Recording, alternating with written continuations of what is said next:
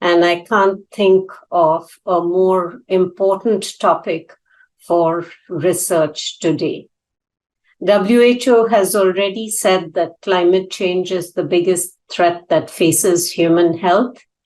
Between 2030 and 2050, it's expected that climate change is going to result in an additional 250,000 deaths, and that these will be due to malaria, malnutrition, diarrheal diseases, and multiple other causes.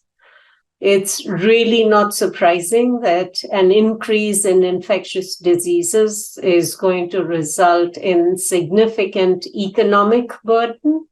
It's anticipated that this will be somewhere between $2 and $4 billion a year by 2030. But even more than that, all of these changes are going to affect areas and people that are really the most vulnerable, that already don't have access to health care and face many different kinds of challenges. So if we look at climate change, our vulnerability is going to increase because exposure pathways will change, vulnerability factors will change as well, and our health system capacities will be changing too.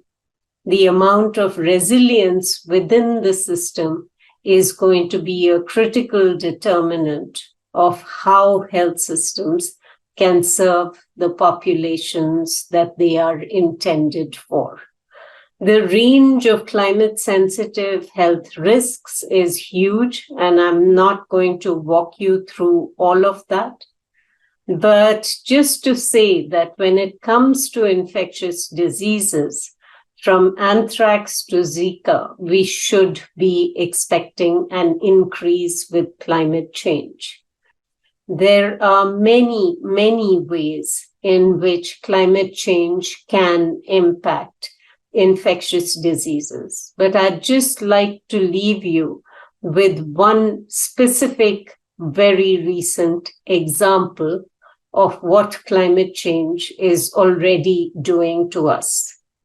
South Asia, the Bay of Bengal in particular, has been the home of cholera, and most of the global cholera pandemics have started from this region.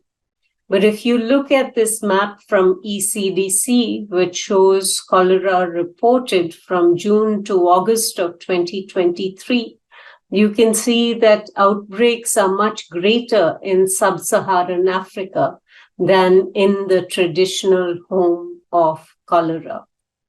Last year, we had incredible flooding in Pakistan with much of the country underwater, and that led to outbreaks of many enteric infections, including cholera.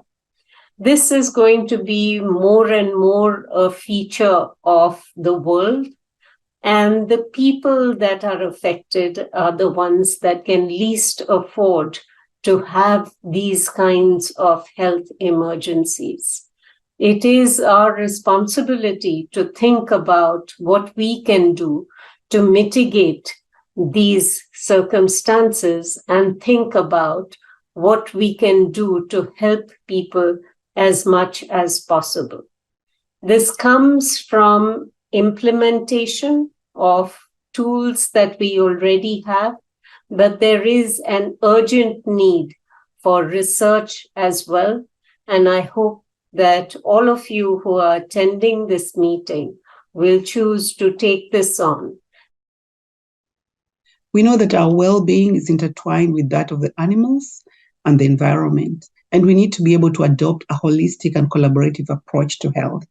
One of the things that I think about as we think into the future on climate change and what's happening in that space and animal health is, who is the most climate resilient? Who is the most vulnerable? And is that person also the best steward? Is that person the best person to use in this space to be able to respond to the different shocks that are happening? How do we define One Health? One Health is this collaborative effort of multiple disciplines working together locally, nationally, and globally to attain optimal health for humans, animals, plants, and the environment.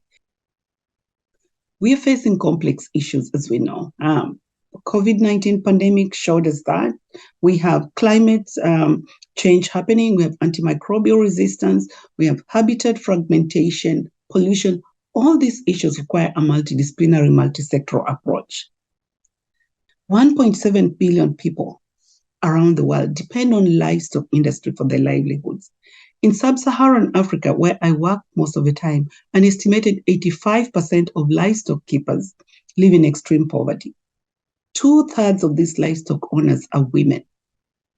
These are the most vulnerable to immediate and long-term impacts of climate change. And yet, they're the least climate resilient population with high vulnerability to climate change and a low readiness for its impacts. In this conversation on tackling climate change and building resilience from the animal health sector, they are mostly forgotten. We need to figure out a way to bring them into the conversation if we want to achieve anything in this. Thank you.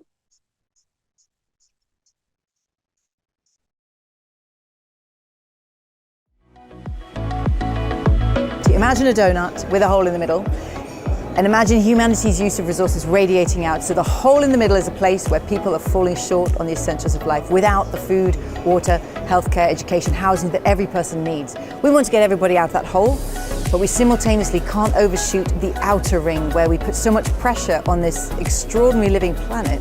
We begin to kick it out of balance. We cause climate breakdown. We acidify the oceans, create a hole in the ozone layer. We push ourselves beyond the capacity of our planet. So in essence, the aim of the donut is to meet the needs of all people within the means of the planet. And I see this as humanity's 21st century challenge. It is the direction of progress that we need to make this century. The challenge is not easy to look at, because millions and billions of people are falling short on the essentials of life, and yet we're already overshooting at least 4 of these planetary boundaries on climate change, on biodiversity loss, land conversion, and excessive fertilizer use. So we need to take an unprecedented journey to meet the needs of all people while, having never done this before, coming back within the means of the planet. And that's why we need to transform industry and the finance that invests in it to make that possible.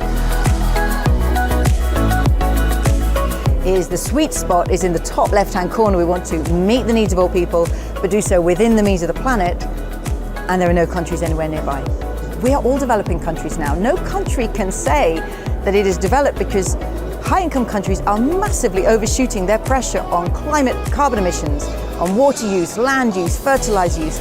This is a phenomenal journey of all countries of 21st century development, and it really kicks open a new understanding of what progress means, what good industry looks like, and what kind of future we should be investing in if we're going to bring it about. I'd say near the bottom of ambition is, well, we'll do what pays now. We'll cut our carbon emissions if that cuts our costs. We'll get a green certification if that brings us niche access to markets. It's incremental steps in the right direction, but it's far too incremental. Another step up, we'll do our fair share. We'll cut our carbon emissions in step with our national ambition. We need to go further onto science-based targets to cut emissions in line with what science tells us. And when you go there, you realize you need to actually kick up another level. We need to do mission zero, meaning we need to aim for net zero carbon emissions in our supply chains and in our manufacturing processes by 2020, 2030, 2040. At the very highest level of ambition though, why limit yourself to saying we can be 100% less bad? Why not aim to actually be good, net positive, contributive, generative? And to me, this is where the most progressive companies aim. In fact, many of them are born into that space, born with the ambition of sequestering carbon dioxide, with the ambition of cleaning waterways, of clarifying the air, of creating health and education worldwide. That is why they're in business, and those are the kind of companies we're leading. Others are transforming and seeing how can we get from the 20th century model we've been born with, how can we transform into that new vision? And that is where we need leadership within business to make it happen.